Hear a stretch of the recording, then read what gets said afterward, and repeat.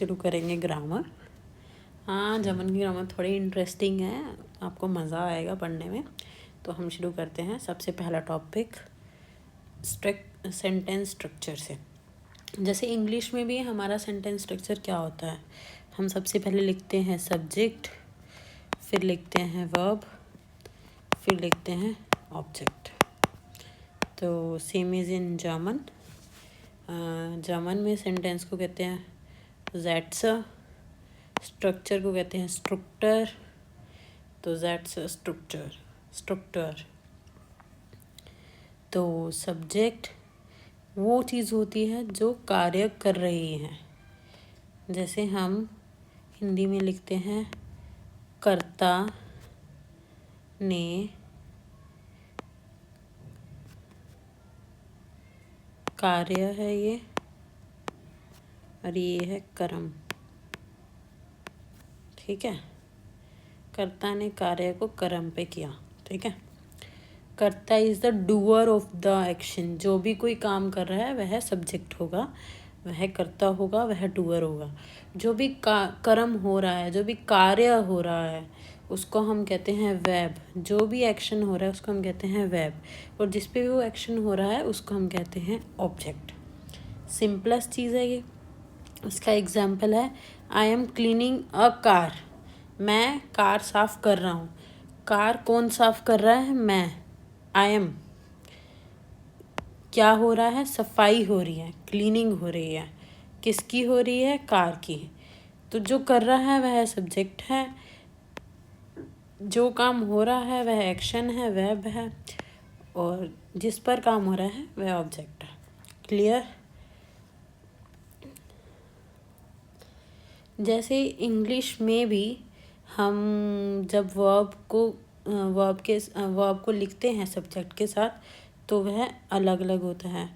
जैसे अगर मैं इज़ एम आर की बात करूं तो वर्ब होता है I am, you are, he she it is, you all are, we are, you are, they are. ठीक है, इसी प्रकार से जब हम जर्मन में भी वर्ब लिखते हैं तो हम उसकी एंडिंग चेंज करते हैं सब्जेक्ट के अकॉर्डिंग।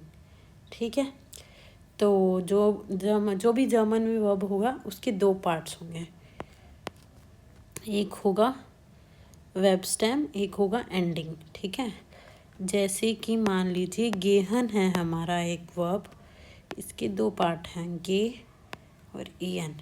ये है एंडिंग और ये है वेब स्टेम। ठीक है, और गेहन कंप्लीट है हमारा इन्फिनिटिव फॉर्म ऑफ वेब। समझ गए आप? तो आपको क्या करना है, जैसे आपके पास वर्ब आएगा, जैसे मान लीजिए स्पीलन। स्पीलन का मतलब होता है खेलना। तो आप इसको दो पार्ट्स में तोड़ दीजिए, स्पील प्लस ईएन। ठीक है, और ये जो पीछे वाली एंडिंग है ये चेंज होगी। अगर इश है तो ई लगेगा, अगर दू है तो S T E S T लगेगा, अगर एर एस जी है तो टी और ई टी लगेगा, अगर वियर है तो ई एन लगेगा, अगर ईहर है तो टी ई टी लगेगा, अगर जी है तो ई एन लगेगा। समझ आ गया है आपको? E S T, E S T, T E T, E N, T E T, E N. ठीक है, अब हमने पढ़ा कि ये लगेगा, बट इसमें एस टी और ई एस टी है, इसमें टी और ई टी है, इसमें टी और ई टी है। तो हमें कैसे पता चलेगा कि कहाँ पर टी और कहाँ पर ई टी आएगा? यह पता लगाने के लिए हमें क्या करना है, कोई भी वर्ब है जिसका वेब स्टेम डी या टी से एंड होगा तो उसमें हम ई एस टी या ई टी लगाएंगे। इसका एग्जाम्पल है शार्डन। शार्डन मतलब है टू सैड। शार्डन, तो इसका बनेगा S C H D plus E N. तो जब आप इसका दू के साथ बनाएंगे तो ये बनेगा शार्डेस्ट, एट के साथ बनेगा इसका शार्डेट। ठीक है, तो हमने यहाँ पे ET और EST लगाया। तो ये आपको क्लियर हो गया कि T कहाँ पर यूज़ होगा और ET, ST कहाँ पर होगा और EST। और ये हम इसीलिए करते हैं ताकि हमारी जो प्रोनाउंसिएशन है वो थोड़ी इजी हो जाए। अब हम चलते हैं, ये जितने भी वर्ब्स हैं जिसमें वर्ब स्टैम सेम रहेगा, वर्ब स्टैम में कोई भी चेंजेस नहीं होंगे, नो चेंजेस, इनको हम कहते हैं रेगुलर वर्ब्स। अभी हम इनिशियली रेगुलर वर्ब्स पढ़ेंगे सारे। जैसे गेहन, गेहन का मतलब है टू गो। जैसे आई गो टू स्कूल, तो इसका बनेगा इश गेह। एक बार टू को हम स्किप करेंगे क्योंकि ये लेटर ऑन आएंगे प्रेपोजिशंस। स्कूल को कहते हैं हम शूला। ठीक है, इश गेह शूला। तो इसमें हमारा ये है टू गो। ठीक है, गेहन टू गो, तो ये हमारा एग्जाम्पल हो गया इश गेह शूला। तो इश के साथ गेह, दू के साथ गेस्ट। अगर यहाँ पर दू होता, यू होता, तो हम कहते हैं दू गेस्ट शूला। RSG गेट, ईहर गेट, वीहर गेहन, जीजी गेहन। ठीक है, नेक्स्ट है स्पीलन। स्पीलन का मतलब है टू प्ले, खेलना। जैसे वी प्ले फुटबॉल, वियर, अब हम इसकी कॉन्जुगेशन ईहन है, स्पीलन फुस बॉल। ठीक है, तो ये हमें बेसिकली क्या करना है, हमें ये वाला टेबल याद रखना है। जो हमारा ये वाला टेबल है हमें इसे याद रखना है, क्योंकि एक बार आप ये टेबल याद कर लेंगे तो आपका पूरा का पूरा कॉन्जुगेशन सॉर्टेड है। इसके बाद आपको कुछ याद करने की ज़रूरत नहीं है कि इश आएगा तो ई लगेगा, दू आएगा तो ST लगेगा, RSG आएगा तो TET, वीयर आएगा EN, ईयर आएगा TET। ये आपको याद करना है। ठीक है, इसके बाद हम पहले करेंगे, तो ये सारी ही रेगुलर वर्ब्स हैं। माखन, माखन का मतलब होता है to make, to make food या टू डू होमवर्क। ठीक है, इस सब के लिए यूज़ होगा माखन। कोखन इज़ टू कुक, जो हम खाना बनाते हैं, टू कुक होता है कोखन। काउफन होता है किसी चीज़ को खरीदना, टू बाय। ठीक है, ये बेसिक वोहनन होता है टू लिव, कॉमन होता है टू कम, लैनन होता है टू लैन, ह्योरन होता है टू हियर। ये सारी बेसिक उसी पैटर्न में ही इनकी कॉन्जुगेशंस आएंगी। श्राइबन होता है टू राइट। और ये तो सारे हो गए बेसिक रेगुलर वर्ब्स, सारे रेगुलर वर्ब्स हैं। इनकी कॉन्जुगेशन जो मैंने ऊपर रूल बताया है उसके हिसाब से हो गए। तो इसके बाद हम कर रहे हैं हेल्पिंग वर्ब्स। जैसे इंग्लिश में दो हेल्पिंग वर्ब होते हैं, एक होता है इज़ एम आर और एक होता है has have. Is am are के लिए जर्मन में यूज़ होता है ज़ाइन, और हैज़ हैव के लिए होता है हाबन। ज़ाइन का मतलब होता है टू बी, इज़, एम या आर, इन चारों में से कुछ भी हो सकता है। इश के साथ लगता है बिन, दू के साथ लगता है बिस्ट, RSG के साथ लगता है एस, ईयर के साथ जाइड, वियर के साथ जिंद, जीजी के साथ जिंद। ये आपको याद ही करना पड़ेगा, इसमें मैं आपकी कोई भी मदद नहीं कर पाऊँगी। जैसे इश बिन का मतलब है आई एम, दू बेस्ट का यू आर, RSG का इस्ट, ये सब आपको याद करना है।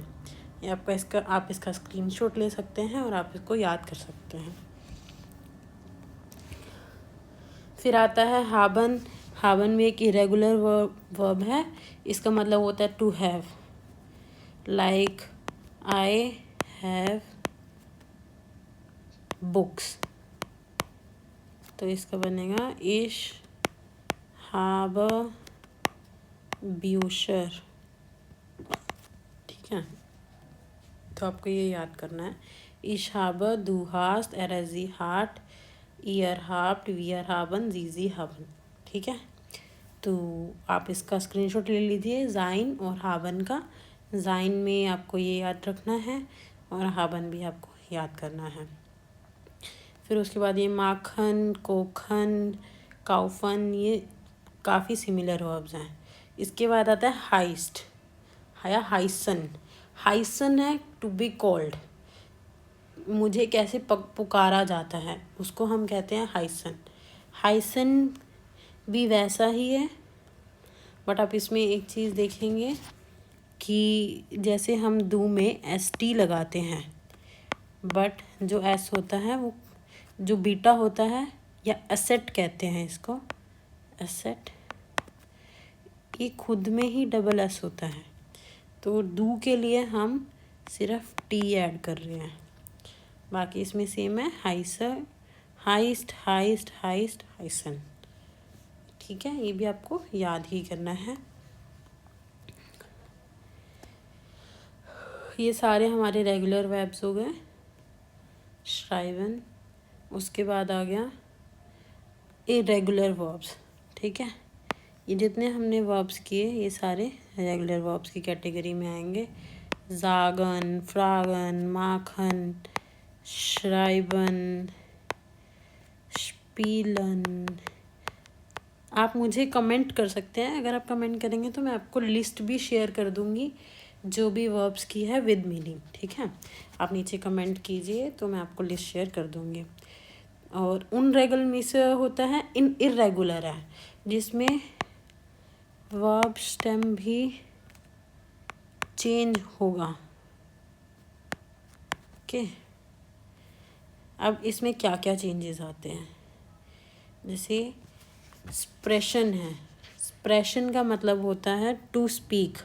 इसमें एक्सप्रेशन में जो एक चीज़ हो रहा है, जो भी इरेगुलर वर्ब होगा उसमें सिर्फ दू, एर, एस और जी में ही चेंजेस दिखेंगे आपको। ठीक है, ई हो जाता है आई में, तो दू स्प्रिस्ट, एरेजी स्प्रिस्ट। और दूसरा चेंज है ई में चेंज हो जाएगा।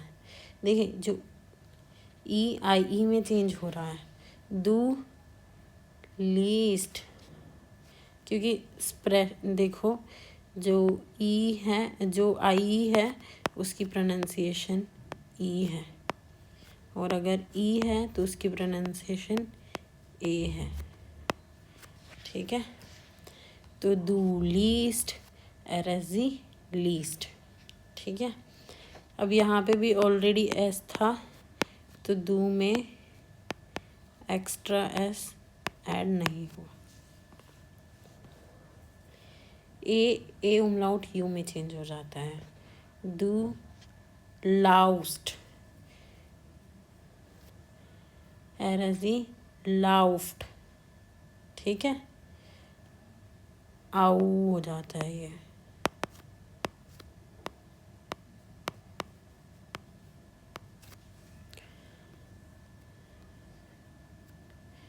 और जो ए है, ए उमलाउट में हो रहा है। ए उमलाउट की प्रोनाउंसिएशन है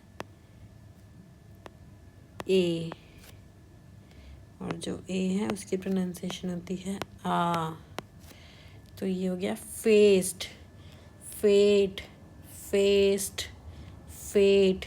ठीक है, आई है, ई आई में चेंज हो रहा है।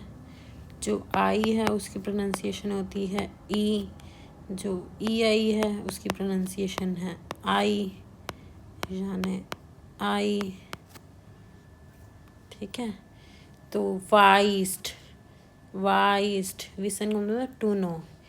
इसके मैंने कुछ एग्जांपल्स लिखे हैं, जैसे मैंने आपको पहले पर्सोनल प्रोनाउंस करवा दिए थे, तो पर्सनल प्रोनाउन से आप उठाएंगे कि हम आई को क्या कहते हैं, फिर वर्ब देखेंगे कि वर्ब को क्या कहते हैं, फिर वर्ब की कॉन्जुगेशन लगाएंगे।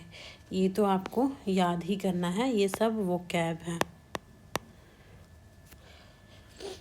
शी मेक केक, जी मार्क्ड कुखन, ही राइट लेटर, एर श्राइब्ड ब्रीफ। तो आज मैंने थोड़ी कोशिश की है आपको कॉन्जुगेशन करवाने की, तो मैं नीचे आपको थोड़ा ब्रीफ कर देती हूँ। कॉन्जुगेशन वर्ब्स में है बेसिकली रेगुलर और इरेगुलर। रेगुलर में तो इश के साथ आपको ई लगाना है, दू के साथ एस टी या फिर ई एस टी, एर एस, जी के साथ आपको लगाना है टी या ई टी, ई हर के साथ भी टी या ई टी, वियर, जी के साथ लगाना है आपको ई एन। ठीक है, इसके साथ भी इरेगुलर के साथ एंडिंग्स तो सेम रहेंगी, बट कुछ किसी में ई चेंज होगा आई ई में, किसी में आई होगा ई आई में, ए होगा ए अमलाउट में, और ये होगा टी में। तो ये आपको याद करना है कौन किस किस में होगा। मैं आपको इसकी लिस्ट, अगर आप मैसेज करेंगे, अगर आप कमेंट करेंगे तो मैं आपको शेयर कर दूँगी। आज के लिए इतना ही। इसको हम कॉन्जुगेशन कहते हैं।